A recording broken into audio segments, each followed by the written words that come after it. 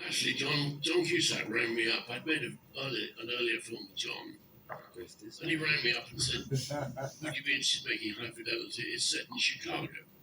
So I thought, well, that's fucked it up already. And then I bothered to read the script. Thought the script was very good, and then, realised that it could be set in Chicago as well as North London. And then we went to work on it. Is that what you asked me? Yeah, I think that was obviously a big point at that time, the switching from London. Shocking, really shocking. It was. I mean, the message boards were on fire back then, of debating as to whether it's going to make or break the film. But I think it helps it set itself as its own thing alongside the book, almost as if. I think I read somewhere that you'd said that it feels a bit like he is reading the book High Fidelity from within the film, because it's almost sort of separate from itself.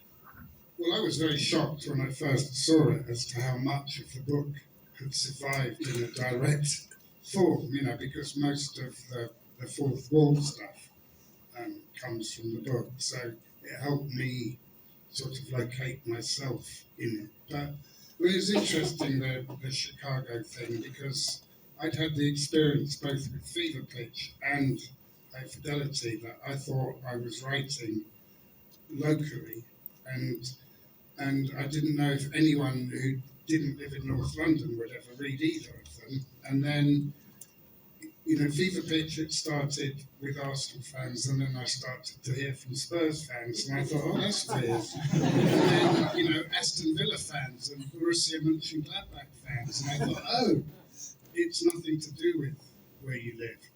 And when High Fidelity, the book, was published in America, nobody ever said to me, oh, that's what it's like to live in England. They always said, I'm like that, my brother's like that, my girlfriend's like that, whatever. And I realised sort of rather slowly and dimly that I'd written really about living in a city rather than living in a specific city. And the local details that you put in just make it seem more universal and not less. Yeah, speaking of that,